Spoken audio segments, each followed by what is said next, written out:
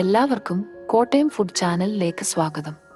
നമുക്കിന്ന് പാവയ്ക്ക കൊണ്ട് നല്ല രുചിയുള്ള ഒരു തൊടുകറി തയ്യാറാക്കുന്നതെങ്ങനെയാണെന്ന് നോക്കാം. അതിനായി 2 വലിയ പാവയ്ക്കയാണ് എടുക്കുന്നത്.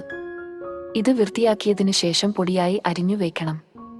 അതിനുശേഷം ഇതിലേക്ക് 2 ടേബിൾ സ്പൂൺ ഉപ്പ് ചേർക്കുക. ഇനി ഇത് നല്ലതുപോലെ തിരുമ്മി പിഴിഞ്ഞെടുക്കണം. പാവയ്ക്കയിലെ നീരെല്ലാം ഇതുപോലെ കളഞ്ഞു മാറ്റിവെക്കാം. ഇനി ഒരു നാരങ്ങ വലിപ്പമുള്ള വാളൻപുളി കുറച്ച് വെള്ളമൊഴിച്ച് കുതിർക്കാൻ വയ്ക്കുക. അതിനുശേഷം ഒരു പാനിലേക്ക് 2 ടേബിൾ സ്പൂൺ എണ്ണയൊഴിച്ച് മീഡിയം ഫ്ലെയിമിൽ പാവയ്ക്ക വറുത്തെടുക്കണം. ഇതുപോലെ ഒരു ഗോൾഡൻ ബ്രൗൺ കളർ ആകുമ്പോൾ തീ ഓഫ് ചെയ്ത് മാറ്റിവെക്കാം. മറ്റൊരു പാനിലേക്ക് 4 ടേബിൾ സ്പൂൺ എണ്ണയൊഴിച്ച് ചൂടാകുമ്പോൾ 2 സവാള പൊടിയായി അരിഞ്ഞത് ചേർത്ത് ഒന്ന് വാടുന്നതുവരെ വഴറ്റണം. സവാള ഇപ്പോൾ ഒന്ന് വാടി വന്നിട്ടുണ്ട്. ഇതിലേക്കിനി ചേർക്കുന്നത് 10 അല്ലി വെളുത്തുള്ളി പൊടിയായി അരിഞ്ഞത്, ഒരു ചെറിയ കഷ്ണം ഇഞ്ചി പൊടിയായി അരിഞ്ഞത്, ഒരു പച്ചമുളക് അരിഞ്ഞതും ചേർത്ത് ഇതൊന്ന് വഴറ്റിയെടുക്കണം. വെളുത്തുള്ളിയുടെയും ഇഞ്ചിയുടെയും പച്ചമണം മാറി വരുമ്പോൾ ഇതിലേക്ക് ഒരു തക്കാളിക്ക ചെറുതായി അരിഞ്ഞതും കുറച്ച് കറിവേപ്പിലയും ചേർത്ത് വഴറ്റിയെടുക്കാം. ഇപ്പോൾ ഇത് നന്നായി വഴന്നു വന്നിട്ടുണ്ട്.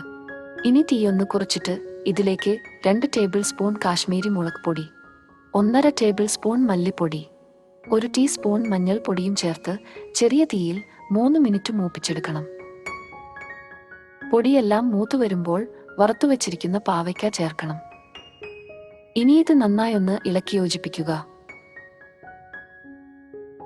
അതിനുശേഷം കുതിരാൻ വെച്ചിരിക്കുന്ന വാളൻപുളി ഒന്നരിച്ച് ഇതിലേക്ക് ഒഴിച്ചു കൊടുക്കണം. വീണ്ടും ഒന്നിളക്കിയതിനു ശേഷം 1.5 കപ്പ് വെള്ളം ഒഴിച്ച് തിളയ്ക്കുന്നതുവരെ ഒരു 3 മിനിറ്റ് മൂടി വയ്ക്കാം. ഇപ്പോൾ ഏകദേശം 3 മിനിറ്റായി. ഈ സമയം ആവശ്യമെങ്കിൽ ഉപ്പ് പാകത്തിന് ചേർത്ത് കൊടുക്കണം. രുചികളെല്ലാം ഒന്ന് ബാലൻസ് ചെയ്യാനായി 1 ടീസ്പൂൺ ശർക്കര പൊടിച്ചതും കൂടെ ചേർത്ത് കൊടുക്കാം. ഒന്നുകൂടെ നന്നായി ഇളക്കിയതിനു ശേഷം തീ ഓഫ് ചെയ്യാം. പാവയ്ക്ക ഇഷ്ടമില്ലാത്തവർ പോലും കഴിച്ചു പോകുന്ന സ്വാദിഷ്ടമായ പാവയ്ക്ക തൊടുകറി റെഡി. വീഡിയോ ഇഷ്ടമായെങ്കിൽ ലൈക്ക് ചെയ്ത് നിങ്ങളുടെ വിലയേറിയ അഭിപ്രായം കമന്റ് ബോക്സിൽ എഴുതുക. ഇതുവരെ ചാനൽ സബ്സ്ക്രൈബ് ചെയ്തിട്ടില്ലെങ്കിൽ ദയവായി സബ്സ്ക്രൈബ് ചെയ്ത് സപ്പോർട്ട് ചെയ്യുക.